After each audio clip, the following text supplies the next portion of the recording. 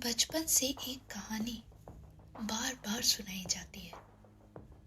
एक नायक की कहानी जो तलवार लेकर निकलता है, राक्षसों से लड़ता है, राजकुमारियों को बचाता है और प्रिंस चार्मिंग कहलाता है।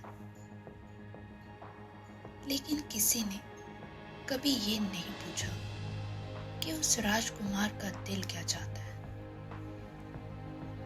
क्या वो सच में लड़ना चाहता था या बस स्वीकार किया जाना। तो चलिए शुरू करते हैं उस राजकुमार की कहानी जिसका नाम एलियान है। एक सुंदर, बहादुर और शांत राजकुमार। लोग उसे हीरो मानते थे, लेकिन उसके भीतर एक असली लड़ाई चल रही थी। खुद से, अकेलेपन से और उस जवाब से कि हमेशा परफेक्ट दिखना है। जब एलियान पहली बार लायरा से मिलता है, लायरा एक लड़की जो कि निडर, तीखी और आजाद लड़की है। वो किसी से बचाए जाने का इंतजार नहीं करती। लायरा उसे अलग लगती है। वो ताकतवर तो है, पर कोमल भी, और यही बात एलियान को उसकी तरफ खींचती है। एक दिन लायरा अचानक काले जंगलों में चली जाती है। एक जगह जो रहस्यमयी, खतरनाक और मनोवैज्ञानिक रूप से डरावनी मानी जाती है। लोग कहते हैं वहां सिर्फ वो जाता है जिसे खुद से सामना करना आता हो। एलियान भी उसी जंगल में जाता है। उसे लगता है वो लायरा को बचाने जा रहा है। जंगल के अंदर अजीब सी आवाजें गूंजती हैं। तेरी कोई अहमियत नहीं, तो सिर्फ तब पसंद किया गया जब तू कुछ कर सका। तेरी अहमियत कमजोर है। एलियान रुकता है, थक जाता है और गिर जाता है और पहली बार रोता है। उसके भीतर का नायक टूट जाता है, पर उसी टूटने में उसे एक याद आती है। उसे याद आती है लायरा की।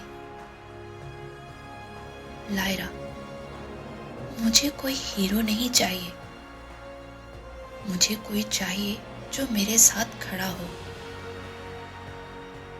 इन शब्दों ने एलियान को अंदर से हिला दिया। एलियान समझता है उसे तलवार उठाकर किसी को भी बचाने की जरूरत नहीं। उसे खुद को माफ करने की जरूरत है। वो अपनी तलवार जमीन पर रख देता है और पहली बार अपने डर को गले लगाता है। जंगल से बाहर निकलते समय एलियान बदला हुआ था। अब वो प्रिंस चार्मिंग नहीं, वो एलियान था। एक इंसान जो कमजोरी से नहीं डरता। लायरा उसे देखती है और मुस्कुराती है। अब वो कोई हीरो नहीं, बल्कि एक साथी है। इस कहानी में एलियान बाहर की नहीं, अंदर की लड़ाई लड़ रहा है। जब एलियान काले जंगल में जाता है तो उसे कोई असली राक्षस नहीं मिलता, बल्कि वो अपने भीतर के डर, शक और दर्द से टकराता है। उस जंगल में शून्य का राक्षस असल में उसकी आवाजों के रूप में आता है। वो आवाजें जो उसे उसकी कमजोरी, अकेलापन और स्वीकार किए जाने की चाह याद दिलाती है। तेरी कोई अहमियत नहीं। समाज ने उसे सिर्फ तभी सराहा जब वो कुछ कर पाया। अब वो सोचता है कि बिना कुछ किए वो शायद कुछ भी नहीं। ये उसके भीतर का डर है कि लोग उससे प्यार नहीं करते बल्कि उसकी उपलब्धियों से प्यार करते हैं।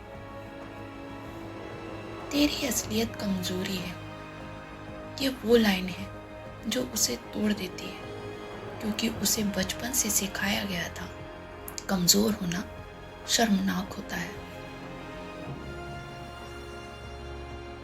शायद असली नायक वही होता है जो राक्षसों से नहीं, अपने अंदर के सन्नाटों से लड़ता है